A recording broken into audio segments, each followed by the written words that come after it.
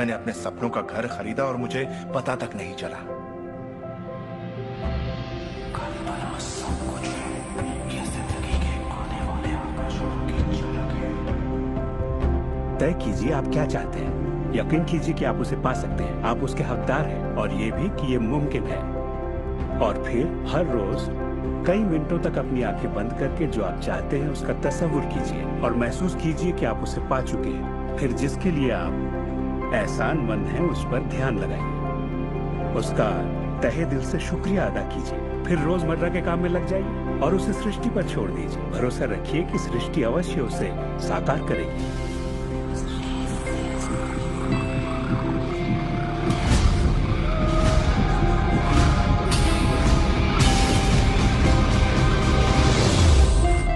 ये रहस्य यकीनन मेरे लिए एक बदलाव का जरिया है, क्योंकि मेरे डैड एक नेगेटिव इंसान थे। उन्हें लगता था रईस लोग बुरे होते हैं, लोगों का खून चूसते हैं, उन्हें सताते हैं, या जो भी पैसे वाला है उसने जरूर किसी को धोखा दिया होगा। तो पैसे के मामले में मेरी एक राय बन गई थी कि अगर आपके पास ये है तो ये आपको बुरा बना देगा। डैड हमेशा कहते कि पैसा पेड़ पर नहीं उगता, और उनकी फेवरेट लाइन थी, तुम्हें मैं अरबपति दिखाई देता हूँ क्या? तो मैं यही मानता था कि जिंदगी मुश्किल होती है, बड़ी मेहनत करनी पड़ती है। लेकिन जब मैं W. क्लेमेंट स्टोन से मिला तो मेरी सोच मेरी जिंदगी जैसे बदल गई। स्टोन के साथ था तब उन्होंने कहा था, तुम अपने लिए अपनी उम्मीद से बड़ा कोई मुकाम तय करो और मैं तुम्हें सिखाऊंगा कि तुम उस मुकाम को किस तरह हासिल कर सकते हो। उन दिनों मैं साल में तकरीबन $8,000 कमाया करता था। पता नहीं क्यों मैं एक ऐसी रकम चाहता था जो कुछ ठोस हो। तो मैंने कहा मैं साल में $1,00,000 कमाना चाहता हूँ। मैं नहीं जानता था कि ये कैसे होगा, ना तो कोई प्लान था ना ही कोई जरिया, मगर मैंने कहा मैं ये मानूंगा कि मुझे इस पर यकीन है, मैं यही मानूंगा कि ये सच है, सृष्टि पर छोड़ दूंगा। और मैंने यही किया। और उन्होंने मुझे एक बात सिखाई थी कि मैं आंखें बंद करके ये तसव्वुर करूं कि मुझे सचमुच अपनी मंजिल मिल गई है। तो मैंने $1,00,000 का एक नोट बनाकर उसे कमरे की छत पर चिपका दिया और सुबह उठते ही मेरी नजर उस नोट पर पड़ती और वो मुझे याद दिलाता कि यही मेरा मुकाम है। और फिर मैं आंखें बंद करके तसव्वुर करता कि मैं सालाना $1,00,000 कमा रहा हूँ। तो दिलचस्प बात यह है कि 30 दिनों तक कुछ खास नहीं हुआ, ना तो कोई जबरदस्त प्लान ही सूझा, न ही कोई मुझे ज्यादा पैसे दे रहा था। और इस $1,00,000 वाले आइडिया के 4 हफ्ते बाद अचानक एक दिन जब मैं नहा रहा था तभी ये बात मेरे दिमाग में आई। मैंने एक किताब लिखी थी। मैंने सोचा अगर मैं 25 सेंट के हिसाब से 4 लाख किताबें बेचता हूँ तो $1,00,000 तो हो जाएंगे। अब किताब तो थी मगर ये ख्याल कभी नहीं आया। और मेरे ख्याल से एक रहस्य ये भी है कि जब प्रेरणा मिले तो उस पर विश्वास करो और अमल करो। मैं नहीं जानता था ये कैसे होगा, कैसे किताब की 4 लाख प्रतियां बेचूंगा, कभी किया ही नहीं था। और फिर मेरी नजर सुपरमार्केट में नेशनल इंक्वायरर पर पड़ी। मैंने उसे हजारों बार देखा मगर कहीं छिपा सा था और अचानक ही उछल कर सामने आ गया। और मैंने सोचा वाह, अगर लोगों को मेरी किताब का पता चल जाए तो 4 लाख प्रतियां तो देखते देखते बिक जाएंगी। उसके 6 हफ्ते बाद मैंने हंटर कॉलेज में एक लेक्चर दिया जहाँ 600 टीचर्स थे। वही एक मोहतरमा मुझसे मिली। लेक्चर बहुत अच्छा था, आपका इंटरव्यू लेना चाहती हूँ। ये मेरा कार्ड। आप किसके लिए लिखती है? मैं फ्रीलांसर हूँ मगर मेरे आर्टिकल्स नेशनल इंक्वायरर में भी छपते हैं। मेरे दिमाग में मानो घंटियां बजने लगी, टन टन टन टन टन। मैंने कहा ये तो बात बन गई। तो वो आर्टिकल छपा और किताबों की बिक्री शुरू हो गई। असल बात ये है कि मैं इन सारी चीजों को अपनी जिंदगी में आकर्षित कर रहा था, जिसमें ये मोहतरमा भी थी। बहरहाल कहानी का सारांश ये है कि उस साल मैं पूरा $1,00,000 तो नहीं बना पाया। मैंने $92,327 बनाए। आपको क्या लगता है हम कहने लगे कि ये ऐसे काम नहीं करता? नहीं, हमने कहा ये तो कमाल का है। मेरी पत्नी ने पूछा इससे $1,00,000 बनते हैं तो क्या 10 लाख भी बन सकते हैं?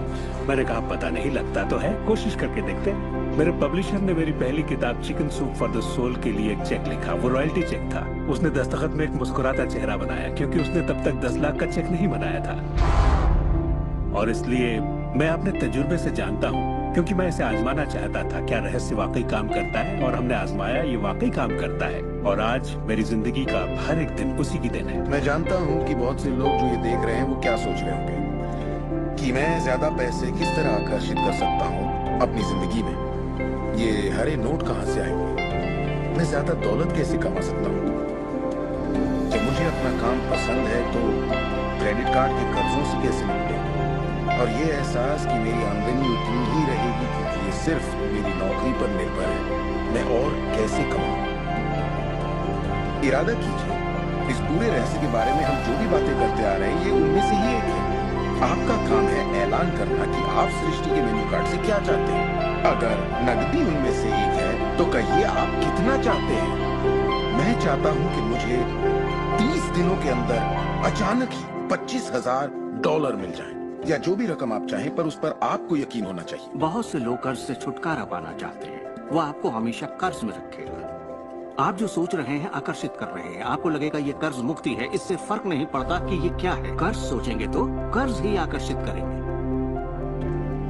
आप कर्ज अदायगी का स्थायी बंदोबस्त करें और अपनी सुख समृद्धि के बारे में सोचें। अक्सर लोग मुझसे कहते हैं अगले साल मैं अपनी आमदनी दुगनी करना चाहता हूँ, मगर वो ऐसा कुछ भी नहीं करते जिसे करने से उनकी आमदनी दुगनी हो सके, और फिर वो आकर मुझसे कहते हैं ये मेरे बस की बात नहीं है। तो आप जानते हैं आपकी ख्वाहिश मेरा हुक्म है।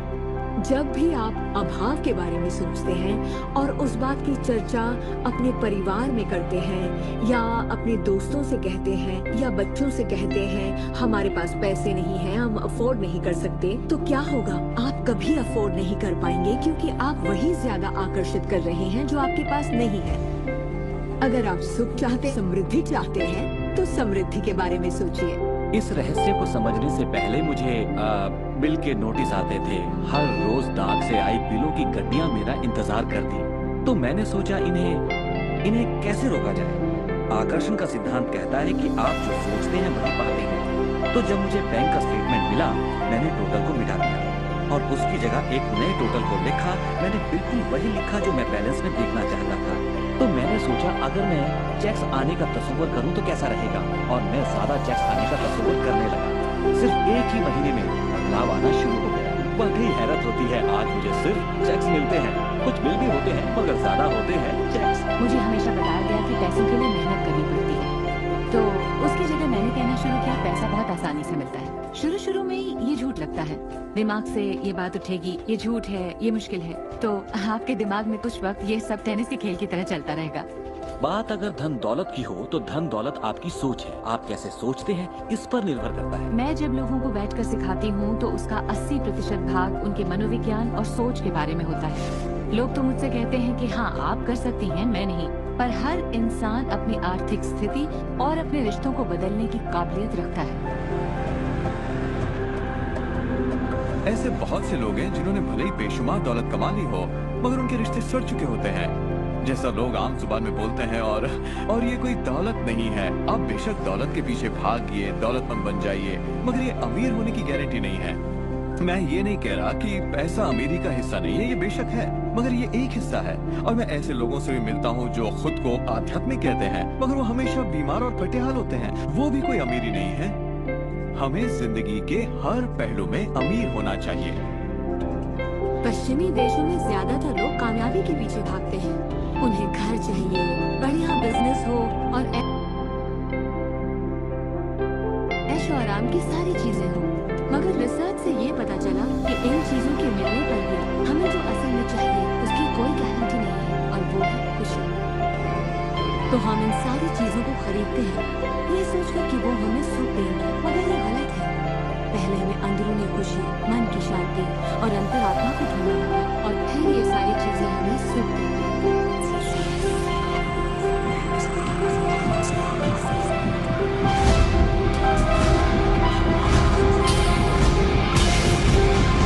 सभी सुन रहे हो ना, ध्यान से सुन रहे हो ना, लिख भी रहे हो ना?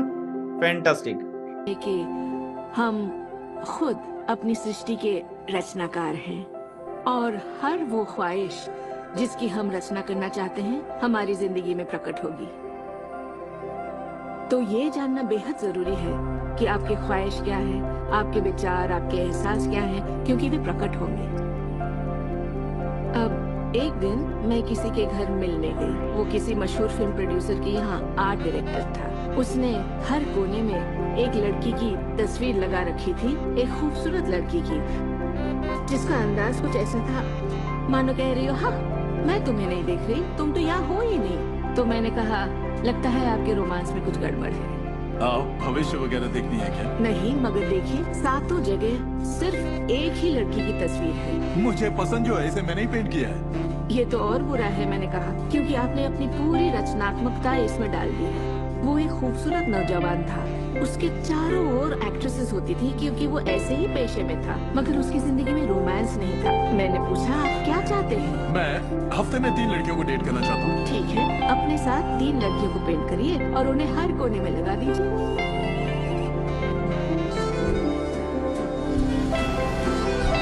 6 महीने बाद मैं उससे यूरोप में मिली और मैंने पूछा, कैसे चल रहा है आपका रोमांस? ग्रेट। वो सभी मेरे साथ डेट पर जाना चाहती हैं। क्योंकि यही आपकी ख्वाहिश है। मैं हफ्ते में 3 डेट्स पर जाता हूँ। वो सभी मेरे लिए झगड़ती हैं। और क्या चाहिए? अब मैं लाइफ में सेटल होना चाहता हूँ। मैं शादी करना चाहता हूँ और सिर्फ उसी से रोमांस। तो पेंट करिए, ठीक है? और उसने एक खूबसूरत रोमानी रिश्ते की तस्वीर बनाई और 1 साल बाद उसने शादी कर ली। आज वो बेहद खुश है। पर पहले आखिर ऐसा क्यों नहीं हो पाया?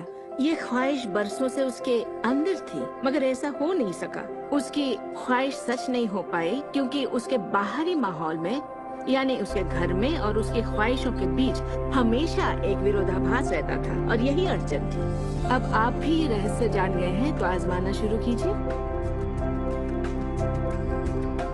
आपके रिश्तों में आपको पहले ये समझना जरूरी है कि रिश्ते में शामिल कौन हो रहा है। अपने साथी को नहीं, बल्कि अपने आप को समझना होगा। आप किसी दूसरे से कैसे उम्मीद करेंगे कि उसे आपकी संगत अच्छी लगेगी जब आपको खुद की संगत अच्छी नहीं लगती? तो आकर्षण का सिद्धांत या रहस्य इसी बात को अपनी जिंदगी में लाने के बारे में है। इसे आप अच्छी तरह से समझ लीजिए। एक सवाल है जिस पर आप गौर फरमाएं कि आप अपने आप से वैसा ही बर्ताव करते हैं जैसा आप दूसरों से अपने लिए उम्मीद करते हैं। आप अपना समाधान खुद बनिए। ये नहीं कि तुम्हें मेरा उधार चुकाना है, तुम्हें ज्यादा देना होगा, इसके बजाय खुद को ही ज्यादा दीजिए। अपने आप को देने के लिए वक्त निकालिए। मानो अपने आप को आप इतना भर रहे हो कि जब वो छलके तो दूसरों को दे सके। अपने सभी अफेयर्स में मैं अपने साथी से उम्मीद करती कि वो मुझे खूबसूरत कहे, क्योंकि मैंने अपनी खूबसूरती नहीं देखी। जब मैं बड़ी हो रही थी तो मेरे फेवरेट हीरोज या यूं कहे हीरोइंस थी बायोनिक वुमन, वंडर वुमन या चार्लीज एंजल्स। वो सभी गजब दिखती थी, पर मैं नहीं। तब तक नहीं जब तक मैं खुद को पसंद न करने लगी। मेरा रंग, मेरा चेहरा, मेरी नजाकत, मेरे घुंघराले बाल, और जब मैंने अपनी खूबसूरती पर नाज करना शुरू किया, तब बाकी सभी लोग भी मुझे पसंद करने लग गए। आपके अंदर एक जबरदस्त खासियत है। पिछले 44 वर्षों से मैं खुद को परख रहा हूँ। मैं खुद को चूमना चाहता हूँ। आपको खुद से प्यार करना होगा। मैं घमंड की बात नहीं कर रहा। मैं चाहता हूँ आप सिर्फ अपने आप को इज्जत दें। खुद से प्यार करेंगे तभी दूसरों से प्यार होगा। रिश्तों में हम दूसरों के बारे में शिकायत करने के आदी हो जाते हैं। दफ्तर में लोगों के साथ काम करना मुश्किल है। मेरे पति मुझे पागल कर देते हैं। मेरे बच्चे बेहद आलसी हैं। हमेशा दूसरों की बात होती है। मगर रिश्तों की कामयाबी के लिए हमें ये देखना होगा कि दूसरों में क्या अच्छाई है, ना कि उनमें क्या बुराई है। जब हम किसी की बुराई करते हैं तो हमें सिर्फ बुरा ही दिखता है। तुम क्या समझते हो अपने आप को? जो करना है कर लो, जाओ। उन रिश्तों को भी आप ठीक कर सकते हैं। बस एक कागज लीजिए और अगले 30 दिनों तक रोज उस शख्स के बारे में वो सारी बातें लिखिए जो आपको अच्छी लगती हैं। उन कारणों के बारे में सोचिए कि आप उससे क्यों प्यार करते हैं। आपको उसका मजाक करना पसंद है, उसका मदद करना पसंद है, और आप पाएंगे कि आपको उसकी खूबियाँ बेहद पसंद हैं और आप उसकी तारीफ करेंगे, तो बदले में आपको भी वही मिलेगा और प्रॉब्लम हवा हो जाएगी। हम दूसरे लोगों को काबू में नहीं कर सकते, चाहे जितनी भी कोशिश कर लें। मान लीजिए आपके घर कोई आता है जिसका मूड बिगड़ा हुआ है और आपका मूड बहुत अच्छा है, तो आप खुद को कहीं और पाएंगे, अपनी ही खुशनुमा दुनिया में। आकर्षण के सिद्धांत के जरिए अपनी खुशी हम खुद पा लेते हैं। कई बार आप खुद को खुश रखने का मौका किसी और को दे देते हैं, पर वो आपको खुश नहीं कर पाते जो आप चाहते हैं। क्यों? क्योंकि अपनी खुशियों के जिम्मेदार सिर्फ आप हैं। अपने आप को खुश रखना आपका काम है। आपके माता पिता, बेटा, पति, वो चाहे जो भी हो, आपकी खुशियों की चाबी किसी और के पास नहीं हो सकती। आपकी खुशियों की चाबी कि किस हद तक हमारे विचार और एहसास हमारे शरीर के बाहरी स्वरूप, उसकी बनावट और उसकी अंदरूनी क्रिया को निर्धारित करते हैं। इलाज में हम प्लेसिबो के असर को अच्छी तरह से जानते हैं। प्लेसिबो एक ऐसी चीज है जिसमें शरीर पर किसी भी दवा का कोई असर नहीं पड़ता, जैसे कि मीठी गोली या कुछ और। आप मरीज से कहते हैं कि ये दवा भी बहुत असरदार है, और होता यह है कि प्लेसिबो भी उतनी ही असरदार साबित होती है जितनी कि वो दवाई जो बीमारी के लिए दी जाती है। तो हमने ये जाना कि इलाज में इंसानी दिमाग का बहुत बड़ा हाथ है, कभी कभार दवाइयों से भी बड़ा। मिसाल के तौर पर अगर कोई शख्स बीमार है और अगर उसके पास विकल्प है कि वो दवा लेने के बजाय अपने दिमाग में उस रोग की जड़ को खोजे, तो उसे खोजना चाहिए। अगर हालत ऐसी है कि दवा न लेने से उसकी मौत भी हो सकती है, तब तो जाहिर है दवा लेनी ही चाहिए और साथ ही उस रोग की जड़ को खोजना जारी रखना चाहिए। दवा को नकारना नहीं चाहिए। हर तरह के इलाज की अपनी एक जगह है। ये सृष्टि सुख, समृद्धि, स्वास्थ्य और अच्छे एहसास की बेहतरीन रचना है। जब आप खुले दिल से सृष्टि की समृद्धि। लास्ट 5 मिनट का वीडियो अपन और प्ले करेंगे। आप थोड़ा सा अपना कंसंट्रेशन बनाए रखें और अपनी अंडरस्टैंडिंग बिल्ड करते रहें कि आप क्या अप्लाई करेंगे। लास्ट 5 मिनट का चला दे में फैंटास्टिक को महसूस करते हैं, तब आप खुशी और आनंद की सुखद अनुभूति करेंगे।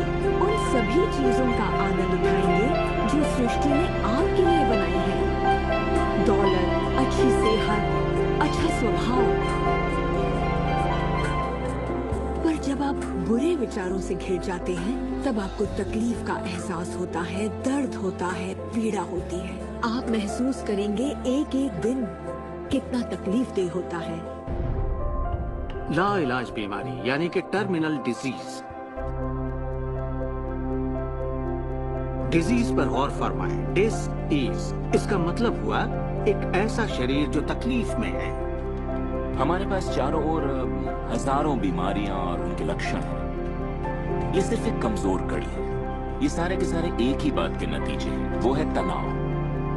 जब आप किसी जंजीर पे तनाव डालते हैं, किसी प्रणाली पे तनाव डालते हैं, तो वो कड़ी टूट जाती है। हमारा शरीर दर्शाता है कि ये रोग हमने ही पैदा किए हैं, ये बताने के लिए कि हमारे नजरिए में असंतुलन है, हम एहसानमंद नहीं हैं। तो शरीर के रोगों के लक्षण हमारे लिए इतने बुरे भी नहीं होते। एक सवाल बार बार पूछा जाता है कि जब इंसान के शरीर में कोई बीमारी या जिंदगी में कोई किसी तरह की तकलीफ हो जाए, तो क्या विचार शक्ति से उसे ठीक किया जा सकता है? इसका जवाब है हाँ। 23 नवंबर को मुझे बताया गया कि मुझे स्तन कैंसर हो गया है। अपनी आस्था के जरिए अपने दिल में मैंने ये मान लिया था कि मैं ठीक हो चुकी हूँ। दिन के दौरान हर वक्त मैं कहा करती, मुझे ठीक करने का शुक्रिया। इसे दोहराती रहती, मुझे ठीक करने का शुक्रिया। मुझे पूरा भरोसा हो गया था कि मैं ठीक हो चुकी हूँ। मैंने मान लिया था कि कैंसर मेरे शरीर में था ही नहीं। खुद को ठीक करने के लिए मैं हंसी मजाक कौमी दिवाली फिल्में देखा करती थी। हम लोग बैठकर बस हंसा करते थे। अपनी जिंदगी में तनाव लाने का सवाल ही नहीं था, क्योंकि हम जानते थे कि जब आप अपने आप को ठीक कर रहे हो, तब तनाव कितना भयानक हो सकता है। नवंबर 23 को मुझे पता चला था कि मुझे कैंसर है, और उसे ठीक होने में मुझे सिर्फ 2.5 से 3 महीने ही लगे, और वो भी बगैर रेडिएशन और कीमोथेरेपी के। हमारे शरीर में एक बुनियादी गुण है जिससे शरीर अपना इलाज खुद करता है। आपको घाव हुआ है, वो अपने आप ठीक हो जाएगा। आपको बैक्टीरिया से इन्फेक्शन हुआ है, तो इम्यून सिस्टम उस बैक्टीरिया को खत्म करके उसे ठीक कर देगा। हमारी इम्यून सिस्टम इसी काम के लिए बनी है। डिस-ईज यानी बीमारी किसी ऐसे शरीर में नहीं रह सकती जो तन मन से स्वस्थ है। आपका शरीर हर पल करोड़ों कोशिकाओं को नष्ट कर रहा है और करोड़ों नई कोशिकाओं को बना रहा है। असल में हमारे शरीर के अंग हर रोज बदले जाते हैं। कुछ अंगों को चंद महीने लगते हैं तो कुछ को 2-1 साल, मगर चंद सालों में हमारा एक बिल्कुल ही नया शरीर बन जाता है। अगर आपको कोई बीमारी है, आप उसी पर सोच रहे हैं और लोगों से बात कर रहे हैं, तो आप ज्यादा बीमार कोशिकाओं को पैदा करेंगे। अपने आप को बिल्कुल स्वस्थ शरीर में देखें। अपनी बीमारी को डॉक्टर के हवाले कर दें। इस दुनिया में दो तरह के लोग हैं। मान लीजिए दोनों को एक बीमारी है, मगर एक का ध्यान सुख पर होता है और वो संभावनाओं में जीते हैं, वो उम्मीदों में जीते हैं। उनका ध्यान उन सभी कारणों पर होता है जिनसे वो हमेशा खुश रहते हैं। और दूसरे किस्म के लोग, बीमारी वही है मगर उनका ध्यान बीमारी पर होता है, उनका ध्यान दर्द पर। हमारे शरीर को खोखला करते हैं और दिमाग पर बुरा असर डालते हैं, क्योंकि हमारे विचार और एहसास लगातार हमारे शरीर पर काम करते हैं, उसे संगठित करते हैं और उसके अंगों को बनाते रहते हैं। शरीर से शारीरिक तनाव को निकाल दे तो शरीर वही करेगा जो उसका बुनियादी काम है, अपने आप को ठीक करना। मैंने गुर्दों को फिर से सुधरते देखा है, यहाँ तक कि कैंसर भी ठीक हुए हैं। आंखों की रोशनी तक वापस आते देखी है मैंने। मैं मानता हूँ लाइलाज का इलाज हमारे मन में है। अपनी जिंदगी आप बदल सकते हैं, खुद को ठीक कर सकते हैं। वापस बोल दो तो लास्ट लाइन को, अपनी जिंदगी आप बदल सकते हैं। एक बार फिर से बोला जा सकता है क्या? अपनी जिंदगी हम बदल सकते हैं। वो चाहे शारीरिक सेहत का मामला हो, वो चाहे मानसिक सेहत का मामला हो, वो चाहे हमारे आर्थिक सेहत का मामला हो, वो चाहे हमारी पारिवारिक सेहत का मामला हो। क्या लाइन थी लास्ट वाली? हमारी जिंदगी हम बदल सकते हैं। ये विचार यदि हम रखेंगे तो कैसे बदलना है ये आइडिया आएंगे, और ये आइडिया पे काम करने लगेंगे तो बेहतर होगा, बेहतर होगा, बेहतर होगा, और एक दिन जिंदगी बदलेगी।